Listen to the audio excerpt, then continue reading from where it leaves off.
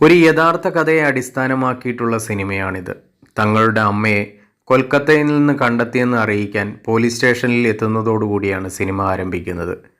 ഈ അവസ്ഥയിലേക്ക് നയിച്ചത് എന്താണെന്നറിയുന്നതിനെക്കുറിച്ചും അവരുടെ അമ്മയെ ചെന്നൈയിലേക്ക് തിരികെ എത്തിക്കാനും മുന്നറിയിപ്പ് നൽകുന്നു.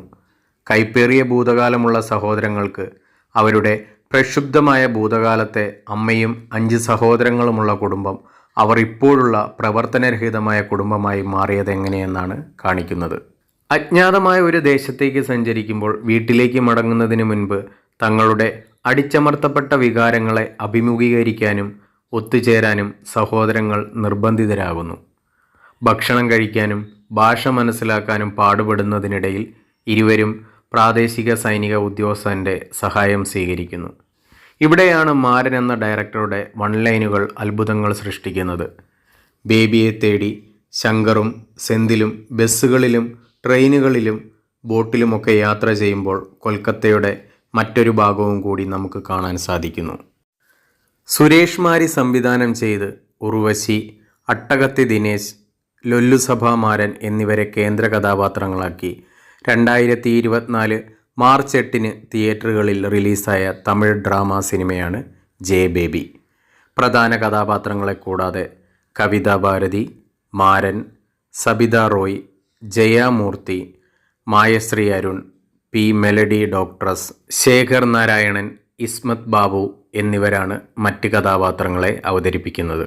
കുടുംബ ബന്ധങ്ങളുടെ കഥ പറയുന്ന സിനിമ മികച്ച സ്ക്രിപ്റ്റിൻ്റെയും പ്രകടനങ്ങളുടെയും ബലത്തിൽ വേറിട്ട് നിൽക്കുന്നു.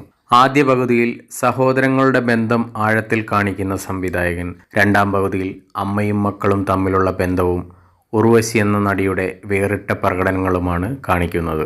ഇന്നും ഇന്ത്യൻ സിനിമയിലെ ലേഡി സൂപ്പർ സ്റ്റാർ ആരാണെന്നുള്ള ചോദ്യത്തിന് അടിവരയിട്ടുള്ള ഉത്തരമാണ് ഉർവശി എന്ന നടിയുടെ ഗംഭീര പ്രകടനത്തിലൂടെ സാക്ഷ്യം വഹിക്കുന്നത്.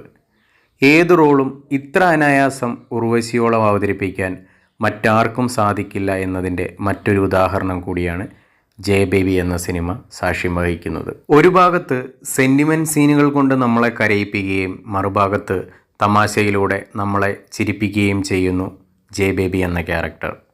ഒരുപക്ഷെ ഉർവശി എന്ന നടിയില്ലാതെ ഈ സിനിമ സംഭവിക്കുമോ എന്നുവരെ സംശയമാണ്. അത്രയും കിടിലം പ്രകടനമാണ് ജെ ബേബി എന്ന ക്യാരക്ടറിൽ ഉർവശി നടത്തിയിരിക്കുന്നത്.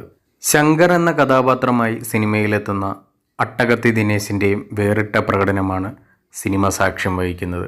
ശരിക്കും കല്യാണമൊക്കെ കഴിഞ്ഞ ഒരു സാധാരണക്കാരൻ്റെ ബോഡി ലാംഗ്വേജും മുഖഭാവങ്ങളുമൊക്കെ റിയൽ ലൈഫിൽ എന്നോണമാണ് കാണിച്ചിരിക്കുന്നത്. സെന്തിൽ എന്ന ക്യാരക്ടറിൽ എത്തുന്നത് ലൊല്ലുസഭാ മാരൻ എന്ന നടനാണ്. ഗംഭീര പ്രകടനമാണ് അദ്ദേഹം നടത്തിയിരിക്കുന്നത്. കുടുംബത്തിൽ നിന്ന് അർഹതപ്പെട്ട അംഗീകാരം കിട്ടാത്ത സെന്തിൽ കുടിയനായി മാറുന്നതും സഹോദരങ്ങളുമായുള്ള പിണക്കങ്ങളുമൊക്കെ യഥാർത്ഥ ജീവിതത്തിൽ ഒരാളെ കാണുന്നത് പോലെ ജീവിച്ച് കാണിച്ചിരിക്കുകയാണ് അദ്ദേഹം ഈ സിനിമയിലൂടെ.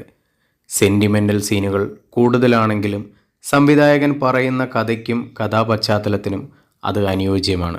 സിനിമയിലെ തമാശകളും മികച്ചു നിൽക്കുന്നതായി തോന്നി. സംവിധാനത്തിന് പുറമെ സിനിമയുടെ കഥയും എഴുതിയിരിക്കുന്നത് സുരേഷ് മാരി തന്നെയാണ്. രഞ്ജിത്തും മറ്റ് 5 പ്രൊഡ്യൂസേഴ്സും ചേർന്നാണ് ഈ സിനിമ നിർമ്മിച്ചിരിക്കുന്നത്. സിനിമാറ്റോഗ്രഫി ചെയ്തിരിക്കുന്നത് ജയന്ത് സേതുമാധവനാണ്. ഷൺമുഖം വേലുസ്വാമിയാണ് എഡിറ്റിംഗ് നിർവഹിച്ചിരിക്കുന്നത്.